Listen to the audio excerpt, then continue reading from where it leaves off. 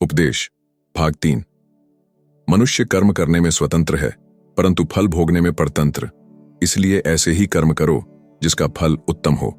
चोरी करने में चोर स्वतंत्र है, परंतु फल तो न्यायालय के अधीन है। जितनी सजा दी जाएगी उसको भोगना ही पड़ेगा, चाहे इच्छा हो या ना हो। मनुष्य जैसा चाहे वैसा कर्म कर सकता है।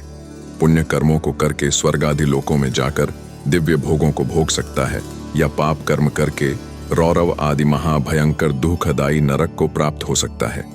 मनुष्य योनि कर्म योनि मानी गई है। यहाँ मनुष्य कर्म करने में स्वतंत्र है, अर्थात वह जैसा कर्म करना चाहे कर सकता है। मनुष्य चाहे तो साक्षात सर्वशक्तिमान सच्चिदानंद परमात्मा से मिल सकता है। धर्मेण पापम पदति जपतो नास्ति पातकम। मनुष्य जो कर्म करता है उसका फल उसे अवश्य भोगना पड़ता है। कोई कर्म मनुष्य कर ले और चाहे कि उसका फल न भोगना पड़े तो ऐसा नहीं हो सकता। हाँ, यह अवश्य है कि धर्म करने से पाप नष्ट होता है। तो यदि किसी से कभी कोई पाप कर्म हो गया हो तो उसे चाहिए कि उसको नष्ट करने के लिए पुण्य कार्य करे। पुण्य बढ़ जाएगा तो पाप दब जाएगा।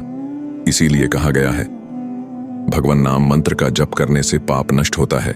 इसलिए यदि किसी के द्वारा अभी तक अविहिताचरण और पाप कर्म अधिक हुए हैं और वह उन समस्त पापों से छुटकारा पाना चाहता है तो पुण्य कर्म शुभ कर्म करने लग जाए और श्रद्धा भक्ति पूर्वक अपने योग्य उपयुक्त भगवान के नाम मंत्र का जप करने लग जाए।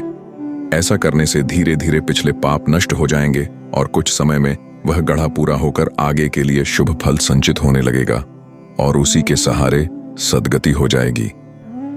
अनिच्छा से भी यदि भगवान का स्मरण किया जाए तो उससे पापों का नाश होता है। जैसे बिना इच्छा के भी यदि अग्नि छू जाए तो वह जला देती है। तात्पर्य यह कि जैसे अग्नि का स्वभाव है कि जो संपर्क में आए उसे जला दे, इसी प्रकार भगवान का स्वभाव है कि जिसने उनका स्मरण किया उसके पापों को वे नष्ट कर देते हैं।